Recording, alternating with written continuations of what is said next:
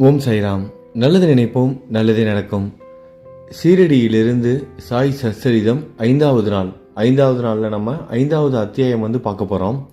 யாரெல்லாம் இந்த பாராயணத்தை முழுவதுமாக பார்க்குறாங்களோ கேட்குறாங்களோ அவங்களோட வாழ்க்கையில் நிச்சயமாக சாய் அதிசயம் நிகழ்த்துவார், அற்புதம் நிகழ்த்துவார். பக்தியோட முழுவதுமாக கேளுங்க. உங்கள் சாயோட அருளும் ஆசியும் நிச்சயமாக உங்களுக்கு கிடைக்கும். சரி, வாங்க இப்போ 5வது அத்தியாயம் பார்க்கலாம். நேற்றைய பதிவில் 4வது அத்தியாயத்தில் சாய் 16 வயது பாலகனா ஷீரடிக்கு வந்ததும் அவர் எப்படி இருந்தார், எவ்வளவு அழகாக இருந்தார், சாதாரண ஒரு பார்வையிலே எப்படி சுண்டி இழுத்தாரு, அது எல்லாத்தையும் நேற்றைய பதிவில் பார்த்தோம்.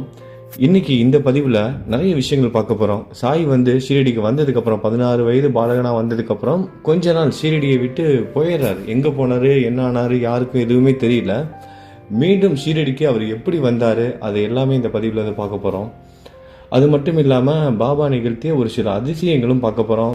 ஒரு சில கதைகளும் கேட்க போகிறோம். அவுரங்காபாத்தில் தூப்காவன் அப்படிங்கிற ஒரு கிராமத்தை சேர்ந்தவர் தான் சாந்த் பாட்டீல் அப்படிங்கிற ஒரு வசதி படைத்த ஒரு முகமதிய பெருந்தகை. அவர் அவுரங்காபாத்துக்கு போய் கொண்டிருக்கும் போது அவர் ஒரு குதிரையில் போயிருக்காரு. அந்த பெண் குதிரை, அந்த பெண் குதிரையை தொலைச்சிட்டார். அது எங்கே போணுச்சுன்னு தெரியல, எங்கேயோ ஓடி போச்சு. 2 மாதமா தேடுறாரு. அந்த குதிரையை பற்றி எதுவுமே கிடைக்கல. எங்கே போணுச்சு, என்ன ஆணுச்சு எதுவுமே தெரியல. அந்த அவரோட குதிரை காணாம போணுச்சுல. அந்த குதிரை மேலே உட்கார்றதுக்காக சேனம்னு ஒன்று பயன்படுத்துவாங்க.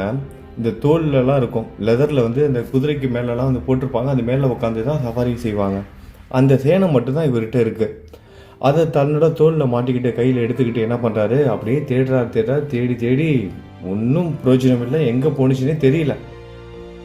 தேடி களைச்சி போய் என்ன பண்ணுறாரு, ஒரு மாமரத்து நிழல்ல போய், மாமரத்து அடியில் போய் உட்கார்றாரு. அந்த இடத்துல ஒரு பக்கிரி இருக்காரு, ஒரு விசித்திர மனிதர். சாயி அவர் தான்.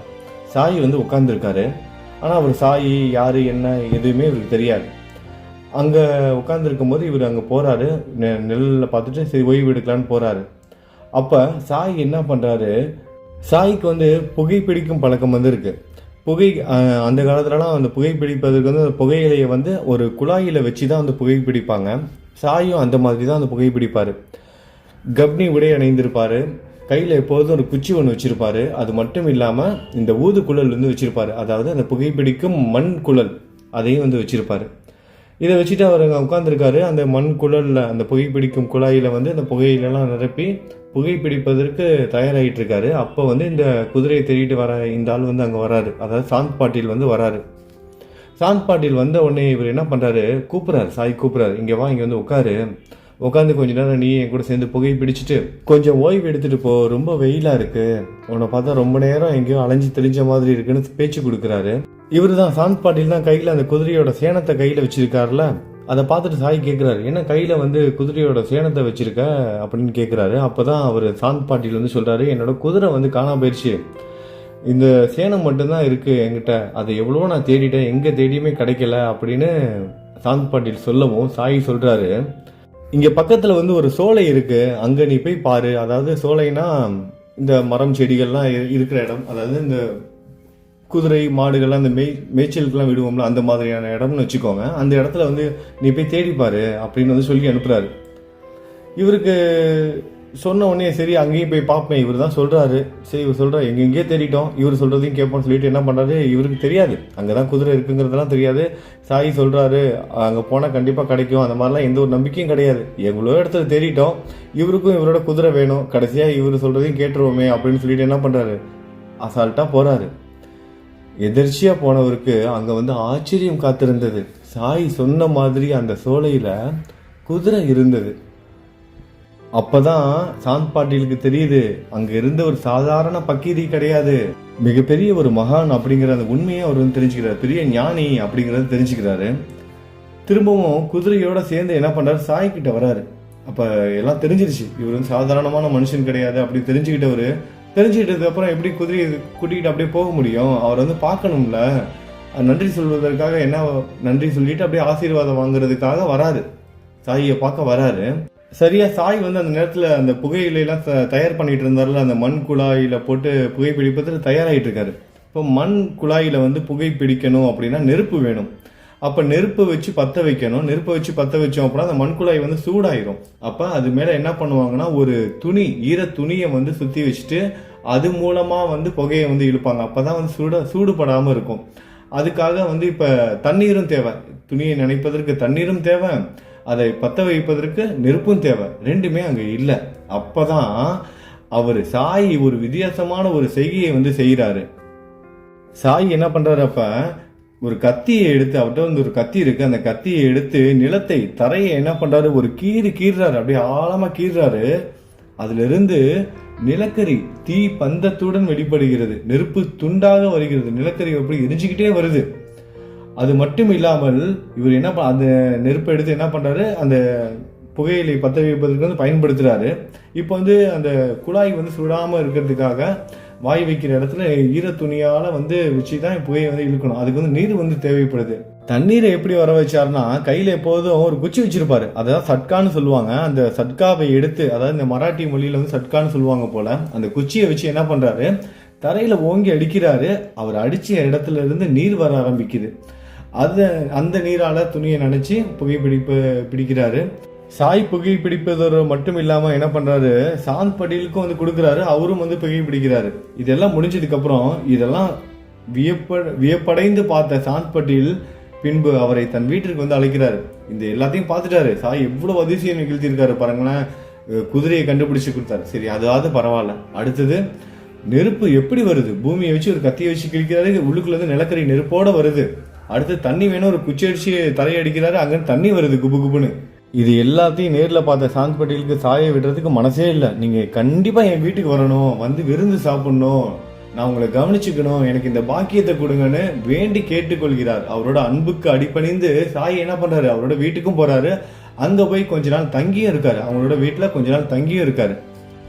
சாந்த் பட்டேல் வீட்டிலே வந்து ஒரு சில நாட்கள் தங்கி இருக்காரு. அவர் கொடுக்குற அந்த விருந்தோம்பல் எல்லாத்தையும் மனப்பூர்வமா ஏத்துக்கிறார் சாயும். அதுக்கப்புறம் அந்த சாந்த் பட்டேல் இருக்காருல, அவர் வந்து ரொம்ப பணக்காரரு. அது மட்டும் இல்லாம அந்த தூப்காவன் அப்படிங்கிற ஒரு கிராமத்தோட அதிகாரியும் கூட.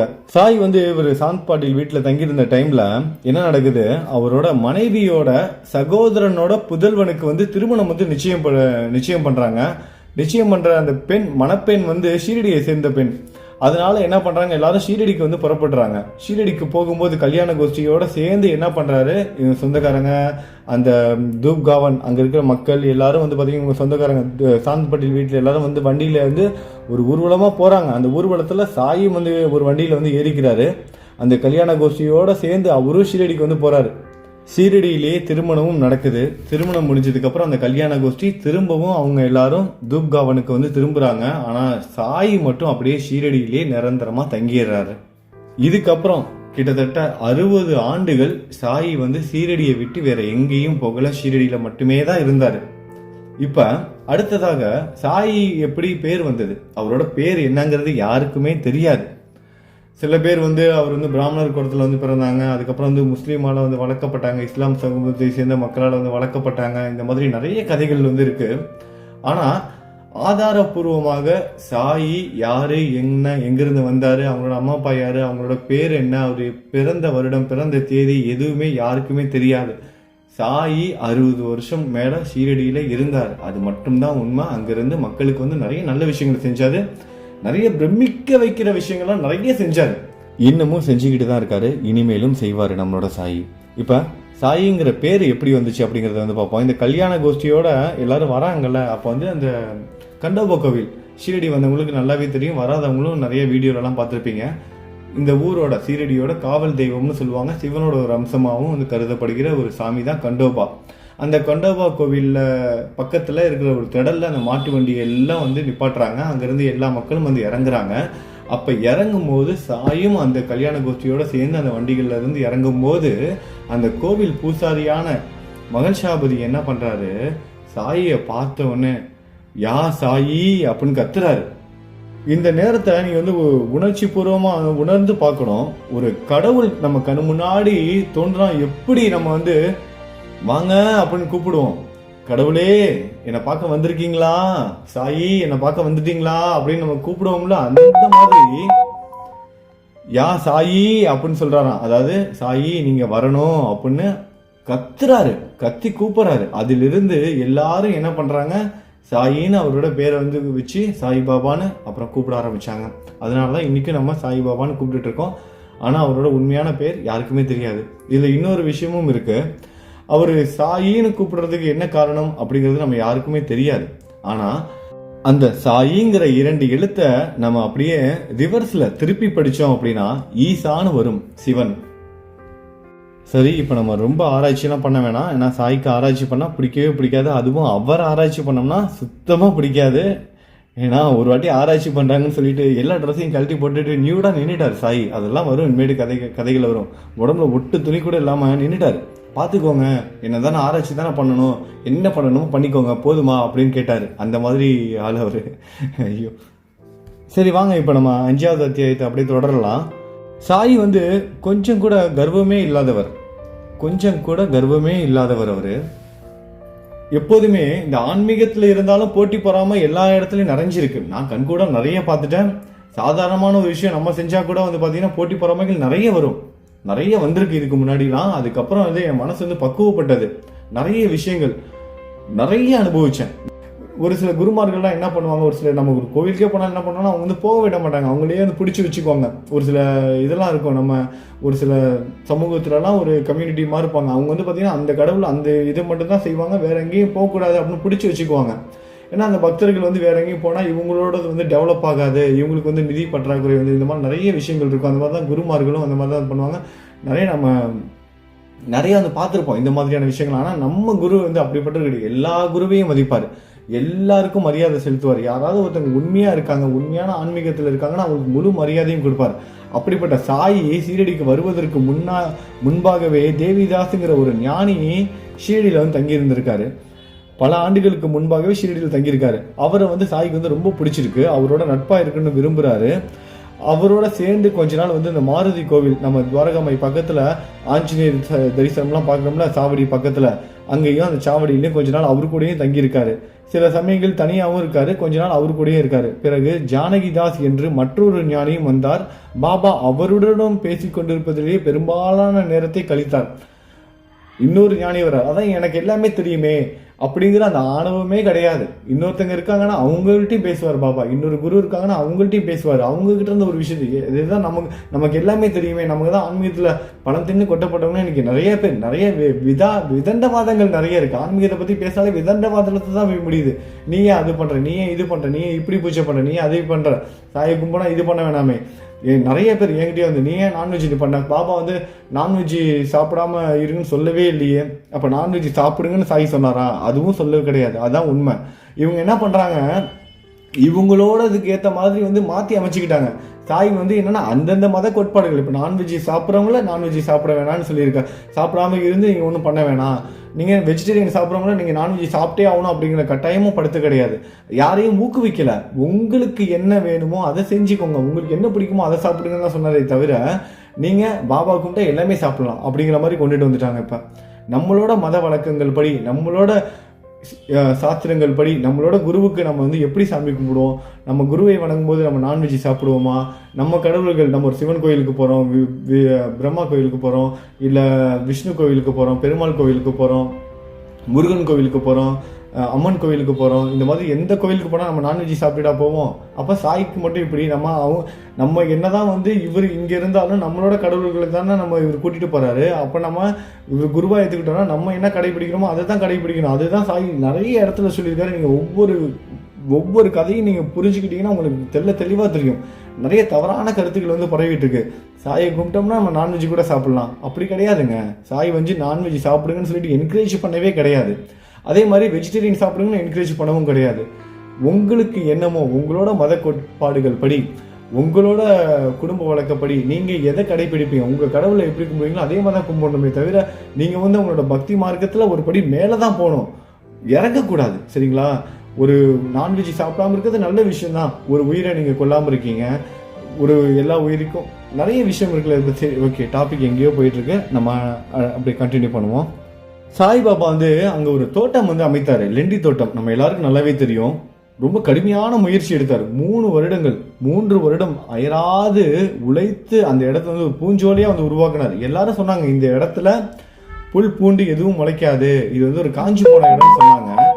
ஆனால் அந்த இடத்துல நம்மளோட சாயி கடினமான உழைப்பு வந்து கொடுத்தாரு. இது எல்லாமே நம்ம வந்து புரிஞ்சுக்கணும். அதாவது ஒவ்வொரு செயல்களும் ஒரு அவதாரம் எடுக்கிறாங்க, ஒரு கடவுள் அவதாரம் எடுத்து தான் ஒரு விஷயத்தை செய்கிறாங்கன்னா அந்த அவதாரத்தில் உள்ள நம்ம நல்ல கருத்துக்கள் எல்லாத்தையும் வந்து எடுத்துக்கணும். இப்போ சாய் வந்து எல்லாமே தெரியும் அவருக்கு. ஒரு சொடுக்கு போட்டார்னா அந்த இடத்துல வந்து ஒரு குச்சியை வச்சு அடிக்கிறாரு, குச்சியை வச்சு அடித்து அந்த இடத்துல தண்ணியை குபு குபுன்னு வருது. ஒரு கத்தியை வச்சு கிழிக்கிறாரு, நிலத்தை தரையை கிழிக்கிறாரு, அந்த இடத்துல வந்து நெருப்பு வருது. அப்படிப்பட்ட சாய்க்கு ஒரு இடத்துல சொடுக்கு போகிற நேரத்தில் பூச்செடியை வர வைக்க முடியாதா? அவர் எதுக்கு கையில் பானையை எடுத்து தினந்தோறும் போயிட்டு கடினமாக உழைச்சி அந்த இடத்துல செடி பூந்தோட்டங்களை வந்து உருவாக்கணும்? இதுலேருந்து நம்ம என்ன புரிஞ்சுக்கணும் அப்படிங்கிறத நம்ம பார்க்கணும். கடினமாக முயற்சி செய்யணும். அதுதான் வாழ்ந்து காமிப்பாங்க. ஞானிகள் வந்து சொல்வதோட மட்டும் இல்லாமல் வாழ்ந்து காமிப்பாங்க. அதனால தான் அவங்க வந்து மகான்களாக போற்றப்படுறாங்க. சொல்றது யார் வேணா சொல்லலாம். நம்ம எத்தனையோ உபன்யாசம், எவ்வளவோ பேர் என்னென்னமோ சொல்லுவாங்க, அதை ஏன் பண்ற, இதை ஏன் பண்ற, அப்படி இரு இப்படி இருன்னு. ஆனா அவங்க வீட்டுக்குள்ள அவங்க என்ன பண்றாங்கிறது நம்ம யாருக்குமே தெரியாது. யாருக்குமே தெரியாது. நிறைய விஷயங்கள் ஒவ்வொரு நாள் ஒவ்வொரு பூஜை வீடியோ பார்த்தீங்கன்னா ஒவ்வொரு நாள் ஒவ்வொரு பூஜை. இன்னைக்கு இந்த பூஜை, அடுத்த நாள் அந்த பூஜை, இந்த பூஜைன்னு. அப்போ வருஷம் 365 நாள் இந்த வழிபாட்டு முறைகள்லாம் அவங்க சொல்லிக்கிட்டே இருப்பாங்க. அப்போ அந்த 365 நாள் அவங்க வீட்டில் அந்த 365 வழிபாடுகளும் செஞ்சுக்கிட்டே இருக்க போறாங்க. ஆனால் அதை பார்க்குற நம்ம வந்து குழம்பி போயிடுவோம். இதை தான் நம்ம கரெக்டாக வந்து புரிஞ்சுக்கணும். இப்போ பாபா என்ன பண்ணுறாரு, சொடுக்கு போட்டால் எல்லாமே செஞ்சிடலாம். ஆனால் சாய் வந்து அப்படி செய்யாமல் என்ன பண்ணுறாரு, இந்த உலகத்துக்கு காமிக்கிறாரு. இல்லை நீங்கள் வராது, நீங்கள் எப்படி சொல்லலாம்? முடியும், முயற்சி பண்ணால் முடியும். கடினமாக முயற்சி பண்ணீங்க, உழைச்சிங்க அப்படின்னா அதுக்கான பலன் கிடைக்கும் அப்படிங்கிறதுக்கு தான் அந்த லெண்டி தோட்டம் வந்து ஒரு சாட்சி. பாபா இப்படி தினந்தோறும் என்ன பண்ணுறாரு, தண்ணீர் குடத்தை வந்து எடுத்துகிட்டு போயிட்டு தண்ணி எடுத்து ஊற்றுறாரு. அப்போ கங்காகீர் அப்படிங்கிற ஒரு ஞானி வந்து பார்க்குறாரு. முதல்ல வந்து சீரடியில் சாயை பார்க்குறாரு. இவர் தண்ணியை எடுத்துகிட்டு போயிட்டு அந்த நிலத்தில் வந்து கடுமையாக முயற்சி பண்ணி அந்த செடியெல்லாம் முளைக்க வச்சுட்டு இருக்கிறது வந்து பார்க்குறாரு. தண்ணி எடுத்து ஊற்றுறதை பார்க்குறாரு. அப்போ அவர் சொல்கிறாரு, அந்த ஞானி பார்த்த உடனே சாயை சொல்கிறாரு, சீரடி ஆசீர்வதிக்கப்பட்டது, அது விலை மதிக்க முடியாத வைரத்தை பெற்றிருக்கிறது. இம்மனிதர் இன்று தண்ணீர் சுமந்து கொண்டு இருக்கிறார். ஆனாலும் அவர் சாதாரணமான மனிதர் அல்ல. இந்நிலம் ஷீரடி அதிர்ஷ்டமும் புண்ணியமும் உடையது. அதனால தான் ஒரு வைரத்தை வந்து பெற்றிருக்கு. அதாவது சாயை வந்து வைரமா சொல்லியிருக்காரு அவரு. அந்த கங்காகீர் அப்படிங்கிற அந்த ஞானி சாயை பார்த்தோன்னே வைரம்ன்றாரு. இந்த புண்ணிய பூமி இது. அதனாலதான் இந்த ஷீரடிக்கு வந்து சாய் கிடைச்சிருக்காரு. அடுத்ததாக இன்னொரு ஞானியும் வந்து சாயை வந்து சந்திக்கிறார், சாயை பார்க்கிறாரு. அவர் என்ன சொன்னாரு அப்படிங்கிறதையும் பார்க்கலாம். ஏவலா மடத்தை சார்ந்த ஆனந்த் நாத் என்பவர் புகழ்பெற்ற ஞானியும் அக்கல்கோட் மகாராஜின் சீடரும் ஆவார். அவர் ஷீரடி மக்கள் சிலருடன் ஷீரடிக்கு வந்தார். அவர் ஷீரடிக்கு வந்தப்ப அவர் சாய்பாபாவை தன் முன் கண்டபோது வெளிப்படையா அப்படியே அனௌன்ஸ்மெண்டே பண்றாரு. மக்கள் எல்லாத்தையும் அனௌன்ஸ்மெண்ட் பண்றாரு. என்ன பண்ணார்னா, சாயை கை காட்டி சொல்றாரு, இது உண்மையில் விலை மதிக்க முடியாத ரத்தினமாகும். அவர் ஒரு சாதாரண மனிதர் போன்று தோன்றினாலும் அவர் ஒரு சாதாரண கல் அல்ல, ஒரு வைரக்கல். கூடிய விரைவில் நீங்கள் இதை உணர்வீர்கள். உங்களுக்கு இப்ப புரியாம இருக்கலாம், கூடிய சீக்கிரமே அவர் ஒரு வைரங்கிறத நீங்க புரிஞ்சுக்குவீங்க. அவர் சாதாரணமான மனிதர் கிடையாது, அவர் ஒரு ஞானி மகான். அவரு தத்தாத்திரேயரோட அவதாரங்கிறத கூடிய சீக்கிரமே நீங்க புரிஞ்சுக்குவீங்க அப்படின்னு மக்கள் எல்லாரும் முன்னிலையும் கை காட்டி சாயை காமிச்சு சொல்றாரு, அனௌன்ஸ்மெண்ட் பண்றாரு. இது எல்லாம் எப்ப நடந்ததுன்னா, சாய் வந்து இளைஞனாக, அந்த வயது பையனாக, அந்த 20 வயசு 22 வயசு பையனா இருப்போம்ல, அந்த மாதிரி டைம்ல இளைஞனாக இருக்கும்போது வந்து நடந்த விஷயங்கள் இது எல்லாமே. பாபாவின் உடையும் அன்றாட நிகழ்ச்சி நியதியும், பாபா வந்து எப்படி ட்ரெஸ் பண்ணியிருந்தாரு, எப்படி வந்து உடை உடுத்தியிருந்தாரு, அவர் தினந்தோறும் வந்து என்னென்ன செஞ்சாரு அப்படிங்கிறத இப்ப பார்க்க போறோம். சாய்பாபா இளம் வயதில், அதாவது பருவ வயதில் தமது தலைமுடி வளர்த்தார். அவர் வந்து தலைமுடியை வந்து வெட்டவே இல்லையா, முடியை வந்து வளர்த்துக்கிட்டே இருந்திருக்காரு. அது மட்டும் இல்லாமல் முடியை வந்து சரியா சீவிக்கிறது இந்த மாதிரிலாம் கிடையாது, ஒழுங்குபடுத்துறதே கிடையாது, அப்படியே விட்டுட்டாரு. அது பாட்டு வளர்ந்துகிட்டு இருந்தது. அது மட்டும் இல்லாமல் ஒரு விளையாட்டு வீரனை போன்று உடை அணிந்தார். அவர் ரகதாவிற்கு சென்றிருந்த போது ஜெந்து, அதாவது சாமந்தி, மல்லிகை, முல்லை, அவர் ரகதா, அதாவது ஷீரடி வந்தவங்களுக்கு தெரியும், இந்த ரகதாங்கிற இடத்துல தான் அந்த கல்பக விருட்ச மரம், வீரபத்ர சாமி கோவில் இதெல்லாம் வந்து இருக்கும். அதுதான் அந்த மார்க்கெட்டு, பெரிய மார்க்கெட். இங்கே ஷீரடியில் அதாவது இந்த ஹோல்சேல் மார்க்கெட் எல்லாமே அங்கே தான் இருக்கும். அப்போ அந்த ரகதாங்கிற ஏரியாவுக்கு தான் சாய் வந்து போவாராம். அப்படி போனப்ப என்ன பண்ணியிருக்காருன்னா, சாமந்தி பூ இருக்குல்ல, சாமந்தி, அடுத்தது மல்லிகை, அடுத்தது முல்லை, இந்த 3 பூக்களோட புஷ்பங்களை வந்து வாங்கிட்டு வந்திருக்காரு.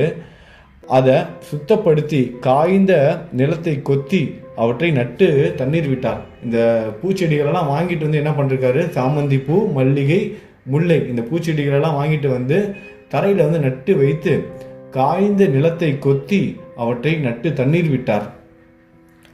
வாமன் தாத்தியா என்னும் ஒரு அடியவர் அவருக்கு தினந்தோறும் 2 பானைகள், வாமன் தாத்தியாங்கிறவர் வந்து 2 பானைகள் வந்து கொடுப்பாராம். அந்த 2 பானைகளை வச்சு தான் சாய் வந்து அந்த செடிகளுக்கு வந்து தண்ணீர் ஊற்றி வளர்க்க ஆரம்பிச்சிருக்காரு. ஆனால் 2 பானைகள், அந்த பானை செய்கிறவங்க பானைகள்லாம் உங்களுக்கு தெரிஞ்சிருக்குன்னு நினைக்கிறேன். அந்த பானையெல்லாம் வந்து பார்த்தீங்கன்னா மண் பானைகளை செஞ்சதுக்கப்புறம் சுடுவாங்க. சுட்டதுக்கு அப்புறமா தான் அது வந்து நிலைத்தன்மையோடு இருக்கும், இல்லைன்னா உடஞ்சி போயிடும். அவரோட பாபாவோட அதிசயத்தால் அது என்ன இருக்குது, பாபா தண்ணி பிடிச்சி அதை கொண்டு போய் ஊற்றுற வரைக்கும் வந்து பார்த்திங்கன்னா அந்த பானை வந்து உடையவே உடையாது. அதுக்கப்புறம் நல்லா ஊற்றி முடிச்சதுக்கப்புறம் அது கீழே வச்சதுக்கப்புறம் அன்றைக்கி நைட்டோடு அது வந்து உடஞ்சி போயிடும், அதுவாகவே உடஞ்சி போயிடும். திரும்பவும் அடுத்த நாள் இதே மாதிரி அந்த வாமன் தாத்தியா என்ன பண்ணுறாரு, திரும்பவும் 2 பானை கொடுப்பாராம். இதை வந்து ஒரு வழக்கமாகவே வைத்துக்கிட்டு இருக்காரு. பாபாவும் அவர்கிட்ட தினந்தோறும் 2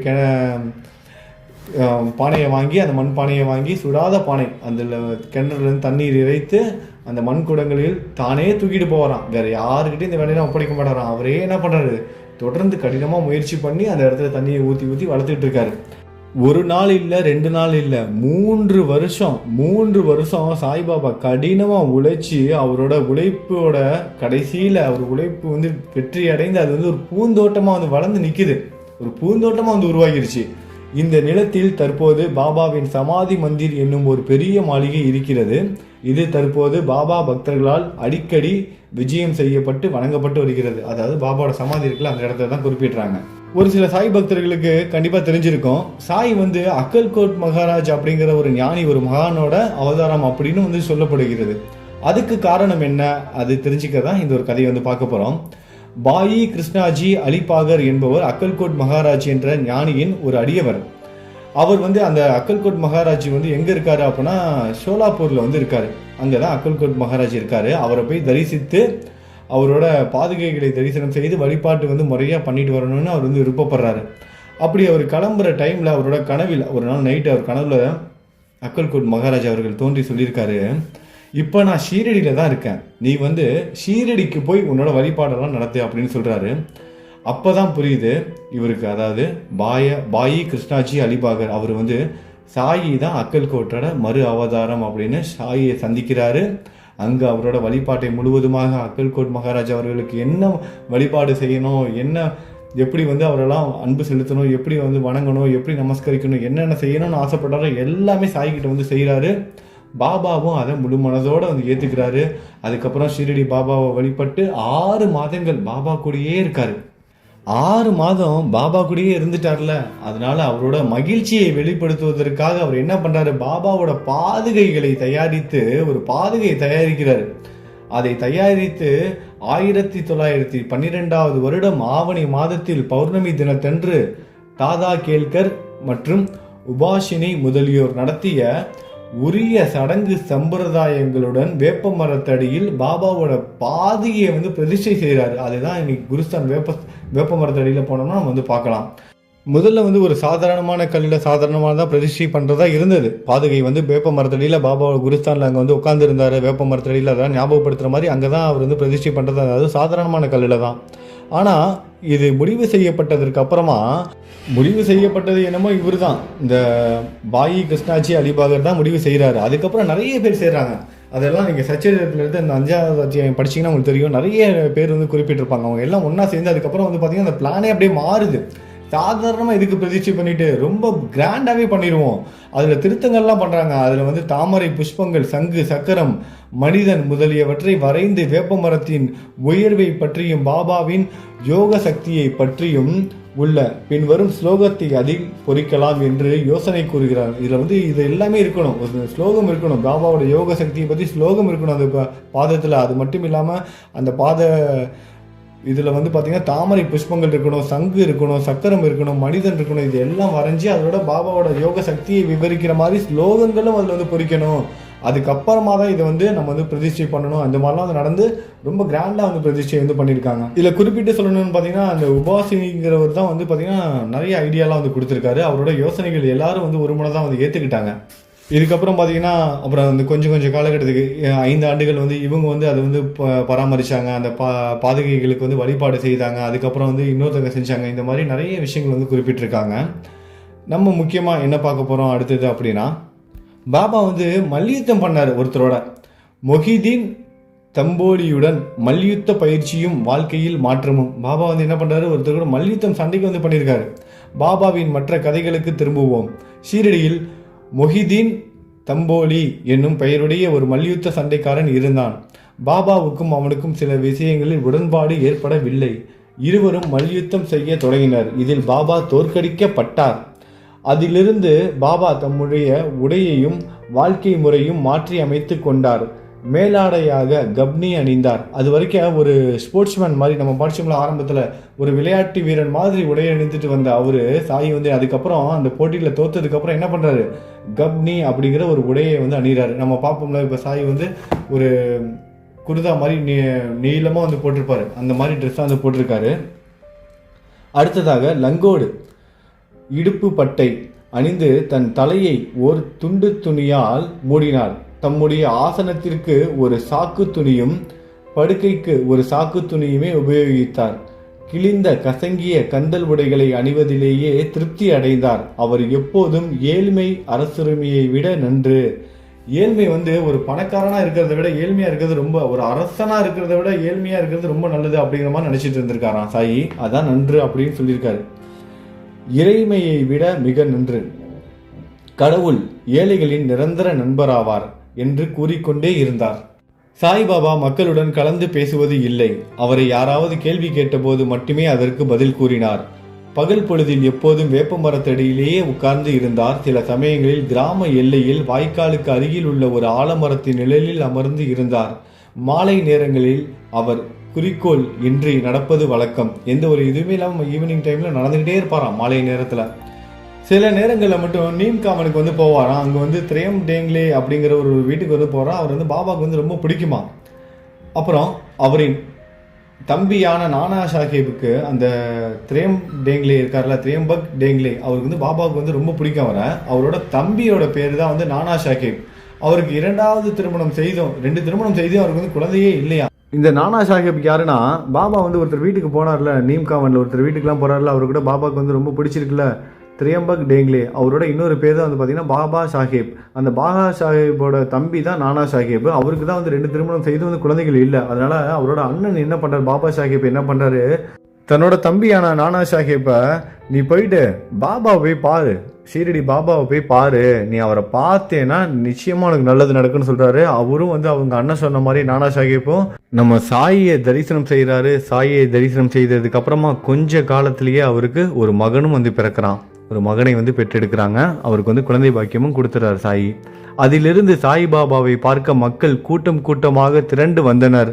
அவருடைய புகழ் பரவி அகமத் நகரை எட்டியது. அதிலிருந்து நானா சாஹிப் சாந்தோர்கரும் கேசவ சிதம்பரம் மற்றும் பலரும் ஷீரடிக்கு வர தொடங்கினர். 2 முறை திருமணமாகியும் ஒருத்தருக்கு குழந்தையே பிறக்கல. எவ்வளோ மருத்துவம் பார்த்துட்டாங்க. ஆனால் அதுக்கப்புறம் ஷீரடிக்கு வந்து சாயை பார்த்த உடனே அவங்களுக்கு வந்து குழந்தை வரம் கிடைச்சிருது. இந்த செய்தி ஷீரடி முழுவதும் பரவுது. ஷீரடியை சுற்றி உள்ள மக்களுக்கும் வந்து தெரிய வருது. சுற்றி உள்ள கிராமத்துக்கும் தெரிய வந்து எல்லாரும் படையெடுக்க ஆரம்பிக்கிறாங்க. எல்லாரும் ஷீரடிக்கு அப்படியே சாரையாக வர ஆரம்பிக்கிறாங்க. பாபா பகல் பொழுதில் தமது அடியவர்களால் சூழப்பட்டு இருந்தார். இரவில் உதிர்ந்து கொட்டும் ஒரு பழைய மசூதியில் படுத்தார். பாபாவிடம் இந்த நேரத்தில் ஹூக்கா, புகையிலை, ஒரு டம்ளர், தகர டப்பா, நீண்ட கப்னி, தலையை சுற்றி ஒரு துண்டு துணி, ஒரு சட்கா அதாவது குச்சி முதலிய சிறு சிறு உடைமைகள் மட்டுமே இருந்தன. இவைகளை எல்லாம் பாபா எப்போதும் வைத்திருந்தார். தலையில் உள்ள அச்சிறு துணி நன்கு முறுக்கப்பட்ட முடியை போல் இடது காதிலிருந்து முதுகில் தொங்கியது. இது பல வாரங்களாக துவைக்கப்படாதது. அவர் எவ்வித பூட்ஸோ காலனியோ எந்த விதமான காலனியும் அணியவே இல்லையா. பாபாவுக்கு வந்து செருப்பு போடுற பழக்கமே இல்லை. எப்போதும் வெறுங்காலோட தான் நடப்பாரு அப்படின்னு சொல்லியிருக்காங்க. நாட்களில் பெரும்பகுதி ஓர் சாக்கு துணியே அவரின் ஆசனமாகும். ஒரு கௌபீனத்தை அவர் அணிந்திருந்தார். குளிரை விரட்ட எப்போதும் துணியின் புனித நெருப்பின் முன்னால் இடது கையை மரக்கட்டை பிடியின் மீது வைத்தவாறு தெற்கு நோக்கி அமர்ந்து இருந்தார். அந்த துணியில் அகங்காரம், ஆசைகள், எல்லாவித எண்ணங்கள் ஆகியவற்றை காணிக்கையாக போட்டார். எப்போதும் அல்லாஹ் மாலிக், கடவுள் ஒருவரே உரிமையாளர் என்று கூறினார். எல்லா பக்தர்களும் வந்து அவரை தரிசித்ததும் அவர் அமர்ந்திருந்ததுமான மசூதியானது 2 அறைகளின் அளவே இருக்கும். 1912க்கு பிறகு ஒரு மாற்றம் நிகழ்ந்தது. பழைய மசூதி பழுது பார்க்கப்பட்டு ஒரு தாழ்வாரம் எழுப்பப்பட்டது. இம்மசூதிக்கு பாபா தங்க வருவதற்கு முன் தகியா என்ற இடத்தில் முஸ்லிம் ஞானியரின் இருப்பிடம் வசித்து வந்தார். அங்கேதான் பாபா கால்களில் சலங்கை கட்டி அழகாக நடனம் செய்து கொண்டு அன்புடன் பாடினார். பார்த்துக்கோங்க, பாபா வந்து காலில் சலங்கையெல்லாம் கட்டிக்கிட்டு பாட்டு பாடி ஆடுவாராம். அதனால தான் நிறைய கோவில்களில் நம்ம போகும்போது சாயோட கால்களில் வந்து பாபாவோட மூர்த்தி அந்த கால்களில் வந்து சலங்கை கட்டியிருப்பாங்க. இதை நீங்கள் வந்து பார்த்துருப்பீங்க. தண்ணீரால் விளக்கரித்தல். பாபா வந்து தண்ணியால் வந்து விளக்கரித்தார். இந்த கதை நம்ம எல்லாருக்கும் நல்லாவே தெரியும். சாய்பாபா எப்போதும் நிறைய அவர் இந்த யாசகம் பெற்ற அந்த பணத்தில் அவர் அதிகமாக செலவு பண்ணது பார்த்திங்கன்னா அந்த துணிக்கு இருக்கிற அந்த கட்டை வாங்குறதுக்கும் எண்ணெயை வாங்குறதுக்கும் மட்டும்தான். ஒரு சில நேரத்தில் எண்ணெய்கள் வந்து பார்த்திங்கன்னா அதையும் யாசகமாக வாங்குவார். இப்படி தொடர்ந்து அவர் எண்ணெய்கள்லாம் யாசகமாக, அதாவது இலவசமாகவே வந்து வாங்கிட்டு இருக்காரு. அந்த கடைக்காரங்களும் இலவசமாகவே கொடுத்துட்டு வந்துட்டு இருந்திருக்காங்க. இப்படி கொடுத்துக்கிட்டு இருக்கும்போது ஒரு நாள் என்ன பண்ணுறாங்க, அந்த கடைக்காரங்க எல்லாம், அந்த வணிக சங்கம் எல்லாம் ஒன்றா சேர்ந்து, அந்த ஷிரடியில் இருக்க அந்த கடைக்காரங்க எல்லாம் ஒன்றா சேர்ந்து என்ன சொல்கிறாங்க, இனிமேட்டு யாரும் இவருக்கு வந்து எண்ணெயை வந்து கொடுக்காதீங்க. ஒரு சில பிரச்சனைகள்லாம் வரும்ல. ஒருத்தவங்க வந்து ஒரு ஊரில் வந்து சாயை வந்து பார்த்திங்கன்னா நிறைய இன்னல்கள்லாம் சந்திச்சிருக்காரு. அதெல்லாம் வந்து சாய் சச்சரித்திரத்தில் வந்து குறிப்பிடலை. எந்த அளவுக்கு மக்கள் ஏற்றுக்கிட்டாங்களோ அதே அளவுக்கு நல்லதுக்கு எப்போதும் எதிர்ப்பும் இருக்கும்ல. அதே மாதிரி தான் சாய்க்கும் வந்து எதிர்ப்பு இருந்தது. ஒரு சில பிரச்சனைகள்லாம் சந்திச்சார். அது எல்லாத்தையும் தாண்டி தான் வந்தார். நின்னார் சாய், எங்கேயும் போகலை. நின்று அதே இடத்துல அவங்க முன்னாடி பல பேரோட வாழ்க்கையை மாற்றி அமைச்சு யாரெல்லாம் சாயை வந்து திட்டினாங்களோ அவங்களே கடவுள், நீங்கள் தான் கடவுள், என்னோட கடவுள் நீங்கள் தானே அவரோட காலை தொட்டு கும்பிட்டாங்க. இது எல்லாமே நடந்தது. இந்த மாதிரியான டைமில் தான் சாயை பற்றி ஒரு சில விஷயங்கள்லாம் பரவி என்ன பண்ணுறாங்க, எல்லாரும் இவர் வந்து ஒதுக்கணும் அப்படின்னு முடிவு பண்ணி இவருக்கு வந்து விளக்கரிக்கிறதுக்கு வந்து எண்ணெயே வந்து கொடுக்காதீங்க அப்படின்னு வந்து முடிவு பண்ணுறாங்க. சாயும் வந்து போய் கேட்குறாரு. ஏன்னா விளக்கு வந்து ஏற்றியே ஆகணும். சாய்க்கு எப்போதும் வந்து விளக்கு தீபம் ஏற்றுறது ரொம்ப பிடிக்கும். ஆனால் வந்து தீபம் ஏற்றுவதற்கு எண்ணெயை யாரும் தரமாட்டேன்னு சொல்லிட்டாங்க. எல்லாரும் ஒரே மாதிரியே சொல்கிறாங்க. எல்லா கடைக்காரங்களும் பேசி வச்ச மாதிரி ஒரே மாதிரி திட்டவட்டமாக எண்ணெய் கொடுக்க முடியாதுன்னு சொல்லிட்டாங்க. ஆனால் பாபா கொஞ்சம் கூட குழப்பமே அடையலை. அவர் வந்து டென்ஷனே ஆகலை. என்ன பண்ணுறாரு, அவர் பாட்டு சரி என்ன தரமாட்டிங்களா, சரிப்பா அப்படின்னு சொல்லிட்டு நேராக என்ன பண்ணுறாரு, திரும்பி மசூதிக்கே வராரு. அங்கே வந்து இந்த திரியெல்லாம் பார்த்தீங்கன்னா காஞ்சி போயிருக்கு. எண்ணெயே இல்லாமல் காஞ்சி போன திரிகளை என்ன பண்ணுறாரு, விளக்கில் வந்து போடுறாரு. வணிகர்கள் மசூதிக்கு வந்து என்ன நடக்குதுன்னு பார்க்குறாங்க. அந்த கடைக்காரங்களாம் என்ன பண்ணுறாங்க, மசூதிக்கு வந்து இவர் என்ன தான் பண்ணுறாரு, இவருக்கு வந்து தெரியும், அவங்க எல்லாருக்கும் இவர் வந்து விளக்கேற்றாமல் இவரால் இருக்கவே முடியாதுன்னு தெரியும். அவங்க எல்லாம் ரசிக்கிறதுக்காக வந்திருக்காங்க. இவர் கஷ்டப்படுவார்ல விளக்கேற்ற முடியாமல், அதை ரசிக்கிறதுக்காக வந்திருக்காங்க. எவ்வளவு எந்த மாதிரியான ஒரு மனநிலையோடு வந்திருப்பாங்க பாருங்கள். ஆனால் அவங்களுக்கு பாபா வந்து எப்படி வந்து பதில் கொடுத்தாருன்னு பாருங்கள். நீ என்னடா எனக்கு என்ன தர மாட்டேன்னு சொல்கிறது அப்படிங்கிற மாதிரி. நம்ம சாய் என்ன பண்ணுறாரு, எப்போதும் போல் என்ன கையில் இருக்கிற மாதிரி என்ன பண்ணுறாரு, விளக்கில் திரியெல்லாம் போட்டுக்கிட்டு இருக்காரு. இவங்க எல்லாரும் வந்து பார்த்துக்கிட்டு இருக்காங்க என்னதான் பண்ணுறாரு அப்படின்னு வந்து பார்த்துட்டு இருக்காங்க. இவர்கிட்ட வந்து எண்ணெயே இல்லை, ஆனால் வந்து விளக்குக்கெல்லாம் திரி போட்டுட்டு இருக்காரு. சரி விடு, அவர் பழகிடுச்சு அதனால் செஞ்சுக்கிட்டு இருக்காங்க அப்படின்னு சொல்லிட்டு அவங்க வந்து ரொம்ப ஆர்வமாக பார்த்துட்டு இருக்காங்க. பாபா வந்து கஷ்டப்பட போகிறாரு, அந்த கஷ்டத்தை பார்த்து ரசிக்கலான்னு. ஆனால் பாபா என்ன பண்ணுறாரு, அந்த எண்ணெய் டப்பா, தகர டப்பாவை எடுக்கிறாரு. அதில் பார்க்குறாரு சில துளிகள், எண்ணெய் துளிகள் மட்டுமே இருக்குது. அந்த எண்ணெய் துளிகள் சில துளிகள் மட்டும் தான் தகர டப்பாவில் இருக்குது. அதில் கொஞ்சம் தண்ணியை ஊற்றி ஒரு கலக்கி என்ன பண்ணுறாரு, சாய் வந்து அப்படியே மடமடன்னு குடிச்சிட்றாரு. இப்போ அந்த டப்பாவில் இருந்த ஒரு சில எண்ணெய் துளிகளும் வந்து இல்லை. அந்த எண்ணெயையும் அவர் பாபா வந்து குடிச்சிட்டாரு. திரும்ப என்ன பண்ணுறாரு, வெறும் தண்ணியை மட்டும் ஊற்றுறாரு. அந்த ஒரு சில துளிகள் எண்ணெயும் வந்து இப்போ இல்லை, வெறும் தண்ணி மட்டும்தான் இருக்குது. அந்த வெறும் தண்ணியை என்ன பண்ணுறாரு, எல்லா விளக்குலையும் வந்து தண்ணியை வந்து ஊற்றுறாரு. எண்ணெயை ஊற்றுற மாதிரி அழகாக கொஞ்சம் கொஞ்சம் மாடி ஊற்றிக்கிட்டே போகிறாரு. விளக்கில் ஆல்ரெடி திரியெல்லாம் போட்டுட்டாரு. அப்புறம் ஒவ்வொரு விளக்கா ஏற்றவும் ஆரம்பிக்கிறாரு. இப்போ அந்த விளக்கெல்லாம் எப்படி எரியுதுன்னா, நார்மலாக எண்ணெயெல்லாம் ஊற்றினா கூட எரியும்ல, அந்த மாதிரிலாம் எரியல. அந்த தீபம் வந்து பிரகாசமாக, இன்னும் பிரகாசமாக எரியுது அந்த தீபம் எல்லாமே. இதெல்லாம் பார்த்து அந்த கடைக்காரங்க எல்லாருமே அப்படியே நடுநடுங்கி போகிறாங்க. அப்போ தான் தெரியுது நம்ம எவ்வளோ பெரிய தப்பு பண்ணியிருக்கோம். சாய்க்கு போய் நம்ம என்ன தர மாட்டேன்னு சொல்லிட்டோமேன்னு சொல்லிட்டு அவங்களோட செய்கையை நினச்சி அவங்க வந்து மனம் வருந்துறாங்க. ஏன்னா ஒரு மிகப்பெரிய பாவம் இல்லை அது. இந்த பாவத்தை அவங்க எப்படி தீர்த்து கொள்வதுன்னு தெரியல. பாபா கிட்ட போய் மன்னிப்பு கேட்குறாங்க. வேறு வழியே இல்லை, அவர் மன்னிச்சா மட்டும்தான் அது வந்து மன்னிப்பு கிடைக்கும். அதுக்கப்புறம் அவர்கிட்ட போய் மன்னிப்பு கேட்குறாங்க. நம்ம சாய் கண்டிப்பாக மன்னிக்காமையாக இருப்பார், கண்டிப்பாக மன்னிச்சு தான் இருப்பார், அது நமக்கே தெரியும். அடுத்ததாக போலி குரு. இன்றைக்கி காலகட்டத்துக்கு நம்ம எல்லாருக்கும் நிறையவே இதை பற்றி அவேர்னஸ் வந்து வேணும். கடவுள் பற்றி பேசுகிறாங்க, ஒரு கீதையிலேருந்து இந்த சாப்டரில் இந்த அத்தியாயத்தை பற்றி அருமையாக விளக்கம் கொடுக்குறாங்க. சச்சரிதத்தில் இத்தனாவது அத்தியாயத்தில் இத்தனாவது லைன் கரெக்டாக அவங்க சொல்லுவாங்க. இதெல்லாம் வைத்து அவங்க வந்து நல்லவங்க அப்படின்னு நம்ம யாரையும் நம்பவே கூடாது. இது கலியுகம், நல்லா தெரிஞ்சுக்கோங்க, இது கலியுகம். இதற்காக தான் இந்த ஒரு கதையை இந்த அத்தியாயத்தில் வந்து கொடுத்துருக்காங்க. நம்ம எல்லாரும் தெரிஞ்சுக்கணும், அவேர்னஸோடு இருக்கணும். சாயை கும்பிடுறவங்க ஏமாறவே கூடாது. அதுவும் முக்கியமாக ஆன்மீக வழியில் இருந்து கொண்டு ஆன்மீக பாதையில் போகும்போது ஆன்மீக குருக்கள் அவங்க இது சொன்னாங்க, இவங்க இது சொன்னாங்கன்னு சொல்லிட்டு நம்ம ஏமாறவே கூடாது. அதுக்காக தான் இந்த ஒரு கதை. ஜவஹர் அலி அப்படிங்கிற ஒரு போலி குரு, அவர் வந்து ரொம்ப அறிவானவர். அதாவது பார்த்திங்கன்னா சிகப்பாக இருக்கவன் பொய் சொல்ல மாட்டான் அப்படிங்கிற மாதிரி. பார்த்திங்கன்னா அந்த திருடன்லாம் வந்து பார்த்திங்கன்னா திருடனா இப்படி தான் இருப்பான் அப்படிங்கிற மாதிரிலாம் சொல்லவே முடியாது. டிப்டாப்பாக டெஸ்ட் பண்ணிவிட்டு வருவாங்க. அதான் அந்த மாதிரி இவர் வந்து பார்த்திங்கன்னா நல்லா படித்தவர், குரான் முழுவதும் கற்று தெரிந்தவர், குரான் முழுவதும் தெரியும் இவருக்கு. இதனால் நல்லா படிச்சிருக்காரு, குரான் முழுவதும் தெரியுது. அப்போ அதனால் வந்து பார்த்திங்கன்னா அவர் ஒரு மரியாதை வந்து உண்டாகுது. அந்த மக்கள் எல்லாரும் நம்புகிறாங்க, எல்லாரும் வந்து பணம் கொடுக்குறாங்க, எல்லாத்தையும் காசு கலெக்ட் பண்ணுறாரு. இந்த ரகதா ஷீரடி பக்கத்தில், இந்த ரகதாங்கிற அந்த ஊர் பக்கத்தில் வீரபத்ர சுவாமி கோயில் வந்து இருக்குது. இப்போயும் ஷீரடியில் வந்து நீங்கள் வந்தீங்கன்னா ரகதாக்கு வந்து போகலாம். 10 கிலோமீட்டர் ஷீரடியிலேருந்து. ஆட்டோவில் போனீங்கன்னா ஷேர் ஆட்டோவில் 20 ரூபா வாங்குவாங்க, தனியாக ஆட்டோவில் போனீங்கன்னா 100 ரூபா 150 ரூபா வாங்குவாங்க. அந்த வீரபத்ர கோயிலுக்கு பக்கத்தில் வந்து ஒரு சுவர் வந்து கட்டுறாரு. அதாவது முஸ்லீம்களாம் அந்த தொழுகையை வந்து கட்டுவாங்களா, அதுக்காக வந்து ஒரு சுவர் வந்து கட்டுறாரு. அப்போ அங்கே வந்து ஒரு சில பிரச்சனைகள்லாம் நடக்குது. அந்த பிரச்சனையினால அவர் அங்கேருந்து கிளம்பி போகிற மாதிரி ஆகுது. அந்த இடத்த விட்டு அவர் போயே ஆகணும். அதுதான் அவர் போலி குரு தானே, ஏதோ என்ன தப்பு பண்ணாரோ அந்த இடத்த விட்டு போகிற மாதிரி ஆகுது. அவர் அங்கேருந்து ஓடி வந்து என்ன பண்ணுறாரு, ஷீரடிக்கு வந்தார். பாபா கூட தங்கியிருக்காரு. பாபா மேலே அந்த ஊர் மக்கள் ஷீரடியில் எல்லாருக்கும் நிறைய மரியாதை ஆல்ரெடி வந்துருச்சு. ஏன்னா குழந்தை இல்லாதவங்களுக்கு குழந்தை வரம் கொடுத்துட்ருக்காரு. அது மட்டும் இல்லாமல் நோய்வாயினால் பாதிக்கப்பட்டவங்கள மீட்டு கொண்டுட்டு வந்துட்டுருக்காரு. இன்னும் நிறைய அதிசய அற்புதங்கள் நிகழ்த்திட்டு இருக்காரு. எண்ணெயே இல்லாமல் ஒரு விளக்கை எரிய வச்சுக்கிட்டு இருக்காரு. இதெல்லாம் பார்த்த மக்களுக்கு பாபா மேலே நல்ல அபிப்பிராயம். இதை பயன்படுத்திக்கிட்டு இவர் என்ன பண்ணுறாரு, சாய் வந்து என்னோட சீடன் அப்படின்னு சொல்கிறாரு. என்ன பண்ணுறாரு, சாய் வந்து என்னோட சீடன் அப்படின்னு இவர் வந்து சொல்லிக்கிறார். சாயியோட குருவே இவர் தானா அப்படின்னு இவரே சொல்லிக்கிறாரு. சாய் சொல்லலை, இவரே இவர் வந்து சொல்லிக்கிறாரு. அதான் ஒரு படத்தில் கூட ஒரு காமெடி வரும், கவுண்டமணி செந்தில் காமெடி. செந்திலை பார்த்து கவுண்டமணி சொல்லுவான், அவன் முன்ன மாதிரி இல்லை, இப்போ திருந்திட்டானா அப்படின்னு சொன்னோன்னே யாரோ ஒருத்தங்க கேட்பாங்க, யார் சொன்னான் அவன் திருந்திட்டானு? இல்லை அவனே சொன்னான் அவன் திருந்திட்டானு. அந்த மாதிரி இவர் குருங்கிறத இவரே சொல்லிக்கிறாரு. இன்னைக்கு பல பேர் இப்படி தான் இருக்காங்க. நான் தான் குரு, எனக்கு தான் தெரியும், எனக்கு தான் எல்லாமே தெரியும், ஷீரடியை பற்றி எனக்கு எல்லாம் தெரியும், சாயியை பற்றி எனக்கு எல்லாம் தெரியும், முருகனை பற்றி தெரியும், விஷ்ணுவை பற்றி தெரியும். இப்படி ஒவ்வொரு மதத்தையும் ஒவ்வொரு கடவுளை பின்பற்றுறவங்க எல்லா இடத்துலையும் இந்த மாதிரி ஆளுங்க வந்து இருந்துக்கிட்டே தான் இருக்காங்க. இனிமேலும் வந்து இருப்பாங்க.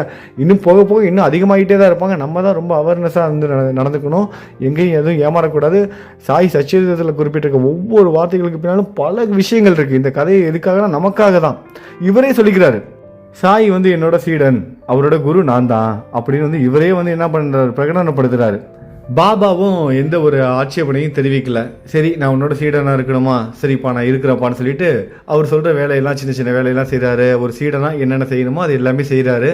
எப்போதும் அவரை வந்து மதிக்காமல் இருந்ததே இல்லை. பாபாவுக்கு தெரியும் இவர் எப்படிப்பட்டவர், ஏன் அங்கே ரகத்தாலேருந்து இங்கே ஓடி வந்தார், இப்போ எதுக்காக நம்ம கூட சேர்ந்துக்கிட்டு நம்மளை வந்து ஒரு சீடன்னு சொல்லிட்டு இவர் நல்ல பேர் வாங்கி இவர் பெரிய ஆளாக காமிச்சிக்கிறதுக்காக அப்படி வந்து பண்ணுறாரு. இது எல்லாமே தெரியும். சரி என்ன தான் நடக்குது, எது வரைக்கும் தான் போகுதுன்னு பார்ப்போம்னு சொல்லிட்டு சாய் என்ன பண்ணுறாரு, அவரும் வந்து ஒரு வேஷம் போட்டுடுறாரு. சீடனாக வேஷம் போட்டு நடிச்சுக்கிட்டு இருக்காரு.